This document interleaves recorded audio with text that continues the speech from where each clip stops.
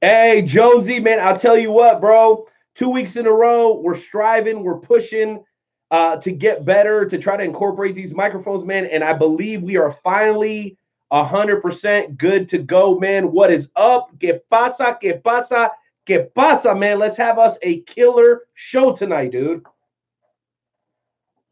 Absolutely, absolutely. Let's definitely do that. I had everything set up and then it dropped me, so I had to recall back in on Skype. So hopefully it doesn't drop me again. But yeah, it seems that we're doing good. I got some beer tonight. I went into my supermarket and I got 6 different types of beer. Well, five that I've never tried before.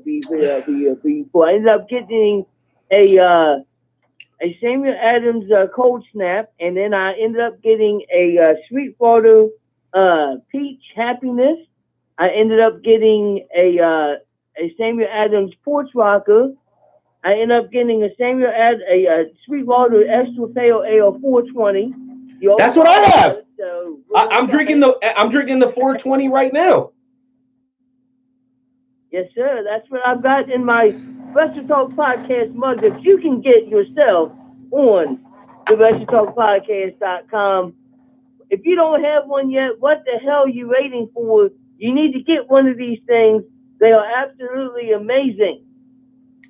Dude, they are absolutely amazing. And I'll tell you what, I've got a lot of great stuff that I want to bring to the table here tonight, Jonesy. I want to thank everybody who's bearing with us with a little bit of a spotty YouTube connection. Usually takes a few minutes for it to settle down, but don't worry, we'll get there. You guys just bear with us and everything will be 100% fine.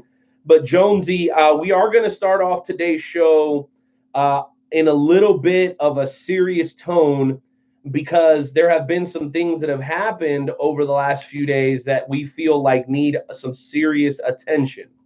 So first off, let me start off by saying that we have an audio clip that we're going to play. The audio clip is from Eric Bischoff, who I think had some words about a recently demised luchador. We're not going to do the 10 bell because the 10 bell we've gone back and found it kind of sounds a little weird. What we're going to do is we're going to play this small 2-minute interview with Eric Bischoff as he talks about the recently departed Silver King. Intern Timmy, why don't you go ahead and cue that up and let's listen to Eric Bischoff's thoughts. Former guest of It's Me Speaking to You with our boy Jay Hollywood. You know, as they say, here we go again.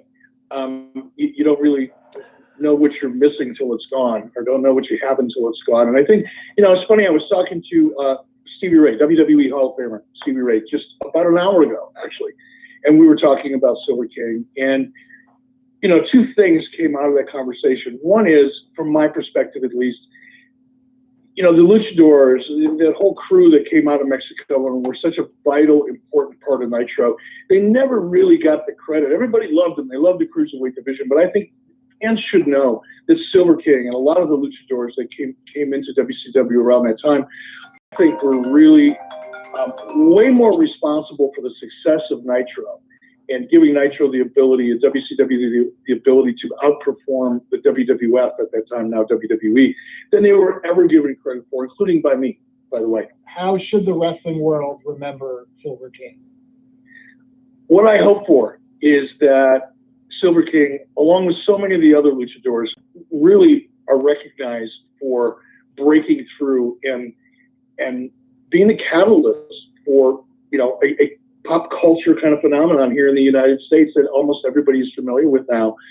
25 years ago, nobody knew, outside of California, very few people knew what, Lucha Libre was. And now anybody that's a wrestling fan can tell you, who some of the biggest stars are, not only here in the United States, but around the world. So I think I'd like Silver King to be recognized for that. But I also, when Stevie Ray and I were talking earlier today, sharing, memories. And one of the things that we both said, I literally took the words out of his mouth while he was taking them out of mine, is that Silver King was one of those people that when you saw him backstage, he always had a smile on his face. he was always happy to be right where he was. And I don't necessarily mean in WCW working for me, but I mean surrounded by his peers and people that he'd known for such a long time. And being in the wrestling business in general, he loved the business. He loved what he was doing.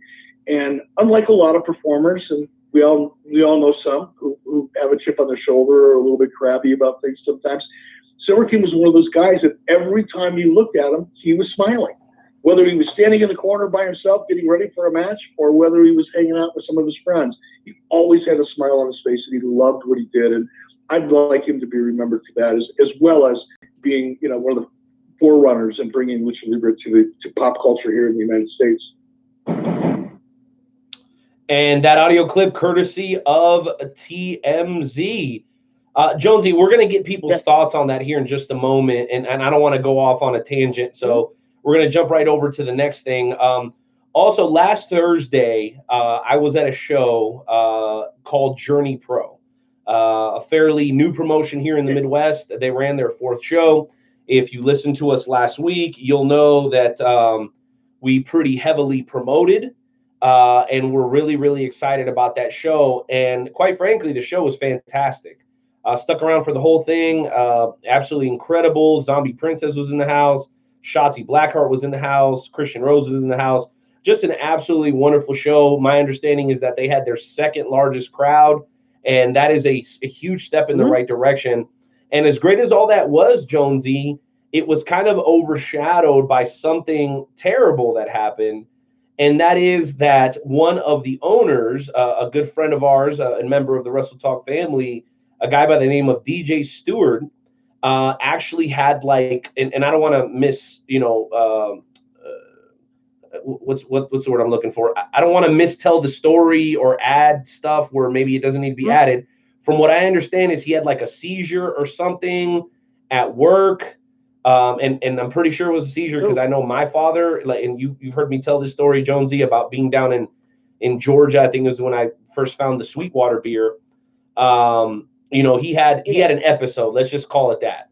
He had an episode, rushed to the hospital, and if I'm not mistaken, he had surgery today to try to remove the tumor from his brain. So, despite what some people out there may think and how quickly people tend to jump to conclusions, here on the Wrestle Talk podcast, we're not about exploiting anybody, or we're not in this for any sort of free ride. We actually genuinely care about the people that work inside the pro wrestling business, particularly when we've developed a relationship with them. And DJ, Walter, and Gabe are great guys. They are obviously going through a tough time because those guys are like family. They work together day in, day out, trying to make pro the very best that it can be. And this is a huge blow to their team. But I would not doubt for 1 second that the show that is planned for June, which I will not be at because July, which I will not be at because I will be in Florida, it will go off without a hitch. And I'm sure that's exactly what DJ would want. So huge tip of the cap to the guys over at Journey. Much love and many, many prayers. And we'll do that as a part of our Snippets of Truth later on tonight. DJ, we love you, man. And we hope that you get well soon. You have a great support system. You have a ton of people who love and care about you. And that goes without saying as far as the members of the Wrestle Talk family. So DJ, we love you, brother. Hopefully you bounce back very, very soon. Any thoughts on DJ, Jonesy, or Silver King before we actually get back to doing the show the way we normally do it? Yeah, it's definitely both sad situations. I vaguely remember Silver King watching WCW. So yeah, it's definitely a big loss, especially to the lucha libre style of wrestling. And then hopefully your buddy gets this tumor taken out, and he doesn't have any more of these episodes again, and he continues to put on great shows, because I've heard nothing but good things about Johnny Pro, and I made it my goal to one day go to a Johnny Pro show. So one day I will go to one. Awesome. That's great to hear, Jonesy. One last bit of news before we move on to Carl Lewis and kick off high spots. We are actually giving away a T-shirt today, and I do see some callers on the line already, so let's make sure we're filtering through those. We actually are going to be giving away a brand new medium Seth freaking Rollins T-shirt on tonight's show. That's right. You can still see the tag on it. We are going to be giving it away. And the way to win this shirt is to go to our YouTube channel, okay, subscribe, and hit that little bell beside the subscribe button. If you do that, screenshot it to either myself, Nightmare Jones, or the Wrestle Talk Podcast fan page, and we will find a way to get this shirt over to you. Again, it is a brand new, not the newest Seth Rollins shirt, but it is still brand new nevertheless, okay?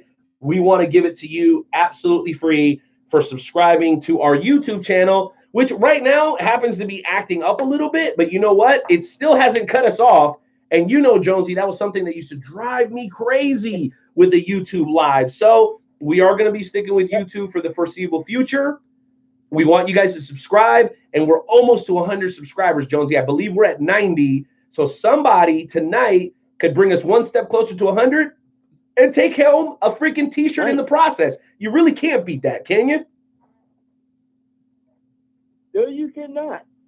That is definitely true. You definitely cannot beat that. And I must say, before we get to Carl Lewis, this 420 beer is definitely not too bad. I knew it. I knew it. You know what, bro? We got a very special guest that's going to join us for about 2 or 3 minutes during the high spots segment. It's our buddy from Rathbun Engraving. We've got something really, really special that we want to show off. Jonesy, I know you haven't even seen this thing, bro. I know you're going to be excited. So make sure that you tune in to the YouTube stream. Make sure you guys are sharing this thing because you're not going to want to miss what happens next. That said, ladies and gentlemen, we're going to ask everybody to do what we always do about this time, as we ask you to respectfully remove your caps, place your hands over your hearts as we pay homage to the greatest country on God's green earth, and that's America, dang it.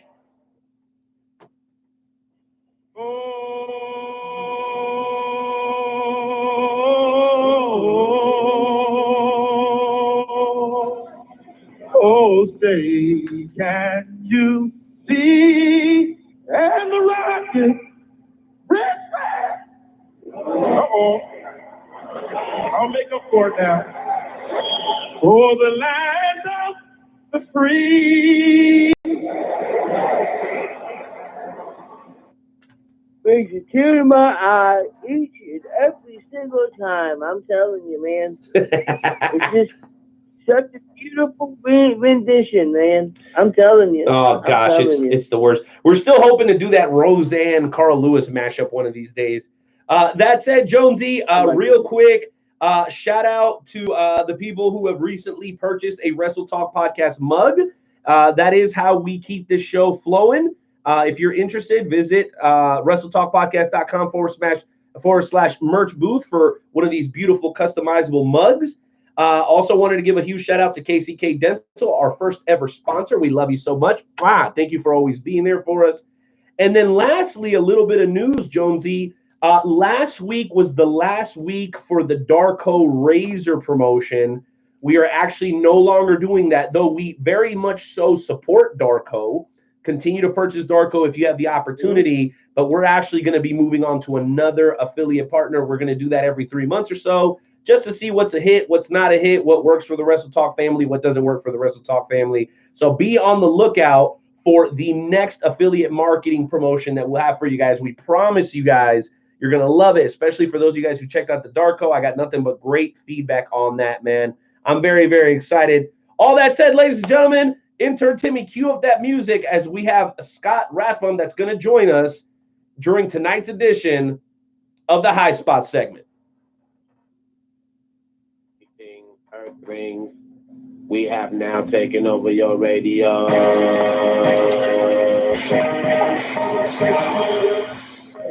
'em high, hit 'em high, hit 'em high. Hit 'em low, hit 'em low, hit 'em low. The whole, the fight got no game. I'm breaking your hot frame, coming through like a train. Rocking the click with the whole world. Woo! Oh my goodness. what could we talk about tonight on the High Spot segment? Wow, so much stuff. Well, Jonesy, there is quite a bit to talk about, man. There definitely is. Yes. I know that last week we wanted to talk about the wild card. We didn't get a chance to do that. I know we wanted to talk about the invite that we got from Wow Women of Wrestling out in California. The ladies are back and they're filming. Bro, I know we wanted to talk about Money in the Bank. I know we wanted to talk about Seth and Becky Lynch dating, man. And we want to do that with you guys tonight since we didn't necessarily have time last week. Because if you guys remember, Nigel Rabbit of the Rabbit Empire actually joined us.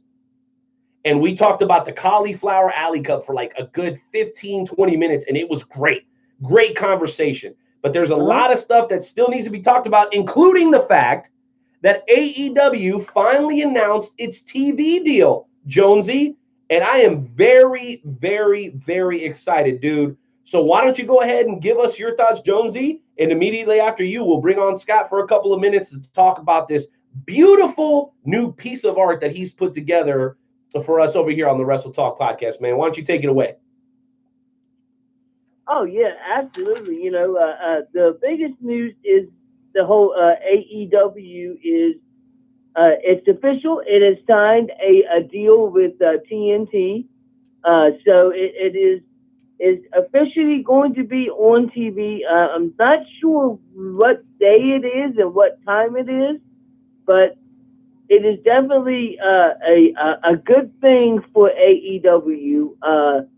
And it could potentially be a bad thing for the WWE, in my opinion, because this is the closest legitimate competition that the WWE is going to have. And if you have seen the reports that I have, then you know that there is a lot of frustration in the WWE, but the most frustrated person being Triple H, and that's because he knows that he's got that they've got, you know, these things. The viewership keeps falling, and it seems that there is one person that is maybe the cause for all this, and this is Vince McMahon. When it comes to the main roster, Vince McMahon runs Raw and SmackDown, and he pretty much does what he wants to do. And so, you know, Stephanie's tried to talk to him. Shane has, Triple H has, and he still, he just doesn't listen.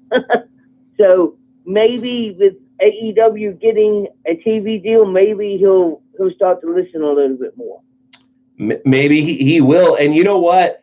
I want to talk to a guy who's a big WWE fan, also a wonderful partner of the Wrestle Talk podcast. Ladies and gentlemen, welcome back to the show. A very, very dear friend and business partner of ours, the one, the only, Scott Rathbum of Rathbum Engraving.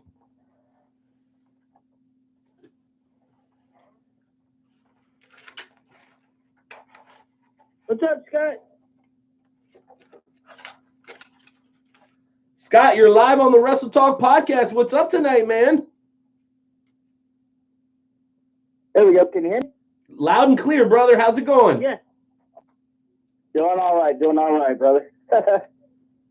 Well, that's great to hear, Scott. Obviously, man, we're a little short on time as usual. You know how busy these shows are, man. But right off the jump. Oh, absolutely. Yeah, right off the jump, man. Let me start off by saying, dude, thank you very, very much. I tasked you with something very, very difficult. And that is, we took a championship that Jonesy actually found out in his neck of the woods that had been previously used for who knows what. He brought it to me here in Kansas City and said, hey, Renee, I think this could be something that we might be able to use for the fantasy wrestling group. And I said, let me mull it over. Maybe we can put something together. And after thinking about it for a few days, I said, hey, instead of reinventing the wheel, why don't we use the tools that we already have at our disposal? And one of those tools is your skill set, Scott. And what happened since was You took what was a very ugly, outdated, beat up, and unattractive championship, and you made it beautiful, man. You really, really did. And I'm showing it here to all the wonderful folks watching us on the YouTube live stream. Guys, this championship was worthy of being thrown in the trash a week ago or 2 weeks ago. But once Scott got this thing in his hands, man, he totally gave it the facelift it needed. And now we are proud to introduce the first ever full-size, 100% original and customized FWWC championship. This is one of many, hopefully, that are to come in the future, but it would have not been possible without Jonesy finding the belt and without you, Scott, doing the work that you did to make it look incredible. I'm going to bring it up a little bit closer to the camera so you guys can see. There's our FWWC logo. There's where it says Hardcore Championship. And honestly, I could not be any happier. Scott, man, thank you so much, man. Can you tell us a little bit about what went into making this thing look so awesome? Well, I mean, you told me hardcore, and a lot about what I do is you when it comes to the font, you kind of put the font with what the customization actually is, and you gotta have an eye for that kind of thing. And I was like, you know what, this looks really cool, and that's whenever I brought it to your attention, and that, see what you thought about it a little bit. And that's what we went with is my original plan. It's all about the art. Well, you know what, Scott? It looks absolutely wonderful, man. Thank you for making this happen. The folks over at the FWWC, I know, are going to be absolutely thrilled when this thing goes out for competition. I believe that there's going to be 3 people competing for it this Sunday at FWWC Money in the Bank. So thank you so much for making this happen. Jonesy, you're seeing it now. I'm sure you're looking at it through the YouTube live stream. Bro, can you give us your thoughts, man, and how excited you are about the possibility of being able to compete for this baby? Oh, I just think that it is completely freaking awesome. And I just think it's going to be a belt that everybody in the FWWC is going to want to want. And, we just can't thank you enough, Scott. Really does look great, man. It really does. It goes both ways. I take pride in the fact that we were able to become partners, and everything I do, I take pride in. But it's just the fact that I was able to be a partner with you guys, and you guys chose me as a partner, and that's an accomplishment to me alone, for me to be able to be a partner with you guys, and again, WWE, I mean, I cannot believe all the things that are going on in that thing. Well, that is crazy. So let us get your brief thoughts on this, so we can move on to some other callers. Scott, are you presently encouraged or discouraged with the WWE product? I know that's a very general question, but I figure you can probably answer that. Yeah, it is a very general question there. I got 2 thoughts on it. One, I like the fact that they had the quote and unquote the WWE universe, as they would call the authority. Now, has that been actually the case? No, it hasn't. And there's, in general, the way where things are going right now as we speak, I'm kind of disappointed in what they're doing. I think they could do a lot better in what they're doing, and but needless to say, no matter what, it's always entertaining to see exactly what they're planning to do from one week to the next and it's just, I'm happy and I'm, aggravated all at the same time. Well, you know what? I think you feel and sound like many other pro wrestling fans. I've got my own thoughts, which I'll share a little bit later. But Scott, man, let me say this to you, bro. I'm always overjoyed when we get an opportunity to hang out, man, and work together. And once again, man, you absolutely outdone yourself. So thank you very much for the belt. Thank you for always keeping your word, man. And thank you for joining us tonight, man. You want to go ahead and plug your Facebook page before you get out of here tonight? Yeah, definitely. You can check me out at Rathman's Engraving Woodfurniture. Yeah, check me out there on Facebook. I have a website as well, but I can't remember the website name offhand, if that ain't funny. But yeah, you definitely check me out on Rathman's Engraving. All you have to do is type that in, and my page will pop right up for you. But yeah, definitely, you guys have been great. I've been grateful to be a part of you, be a business and partner with you guys and everything. So. All righty, Scott. Well, hey, man, once again, we appreciate you coming on the show. Say hello to your lovely wife. And guys, it's not just beer mugs. It's not just championship belts. Scott does a lot of glass. If you're looking for something original, something customized, something that you can give as a gift that isn't like store-bought, right? Not Target, not Walmart. Yeah. Holler at Scott Rathbun. He does some amazing work. He'll work with you if you've got a specific need or you got specific font or size. He will walk you through. I mean, the guy's customer service is outstanding. Joe, you had an opportunity to meet him, and you see the way the guy works. I mean, he's always on the job, and he always delivers. So huge shout out to them again. Rathbum Engraving on Facebook. If you guys need to get linked up with Scott directly, go ahead and either hit up myself or Nightmare Jones, and we will get you plugged in and taken care of ASAP. How does that sound, Jonesy? That sounds absolutely marvelous. And to add to it, I've heard that he makes a pretty good pizza. I have heard that as well. Man, the guy's talents, no limit. It's funny that you say that, though, Jonesy, because the gentleman on hold, our first featured guest of the evening, is really no different. I mean, he can cook, he can dance, he can wrestle, he can speak 2 languages. He's a kick-ass dad, and he could quite possibly be the SICW champion by the end of the month. Man, I am so excited. Intern Timmy, let's go ahead and get that music ready. And we will come back to some of these topics if you guys want to continue to talk about them. I know there's a lot of people that were on hold that wanted to talk during the high spot segment.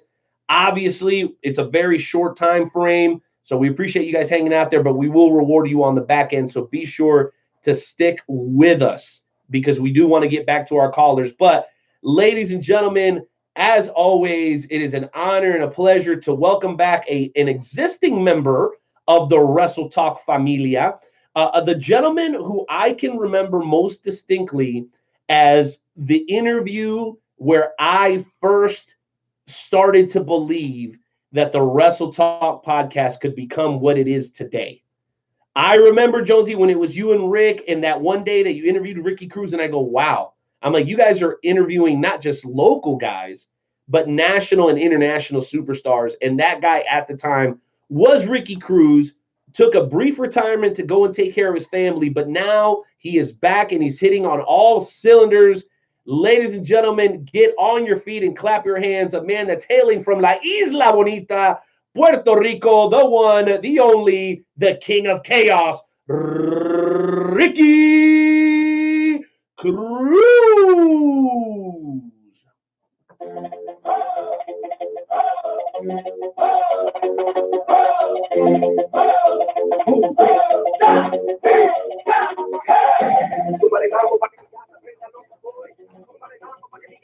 My God, what an introduction, guys.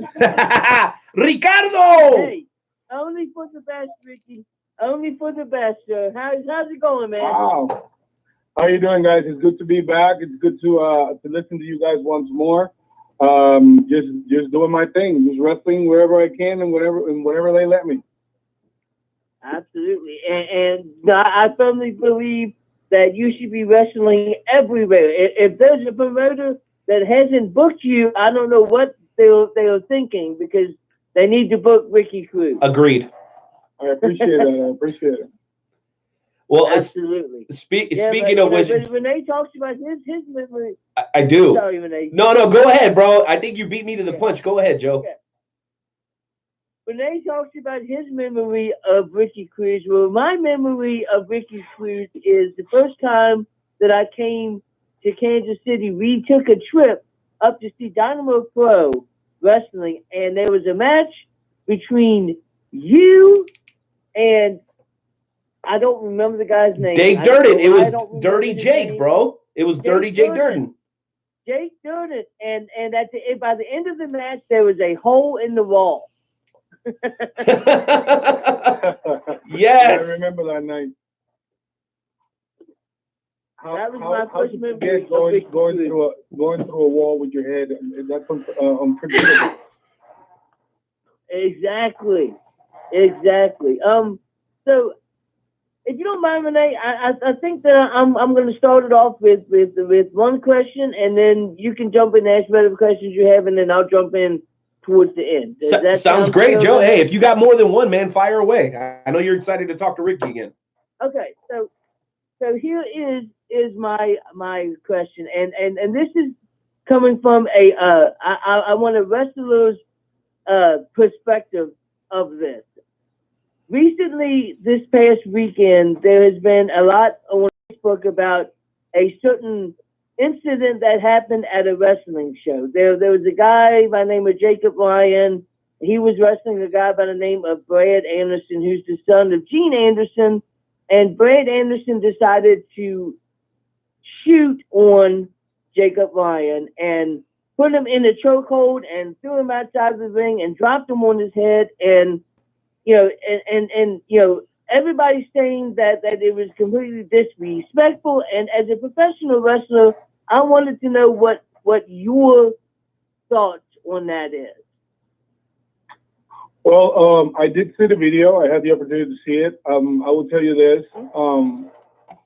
I was taught from very, very early that if you have a problem with a person, that's to stay behind the curtains. And when you go to the ring, you're a professional, and you're there to do a job and to entertain the crowd, not to take justice on your hands, unless it's something, like, I don't know. I don't even know what would make me do what he tried to do, because he almost brainbusted him in the floor. Like it was bad. Mm-hmm. Now, I don't know what happened between them, but like I said, I've worked with people that I literally can't stand. But once I go through the curtains, you have to be a professional. The life of your life and the life of the person in front of you, are in each other's hands. So yeah, I would call it unprofessional. I don't know none of the guys. I will tell you, I would never, I don't care how much I dislike you, I would never do something like that.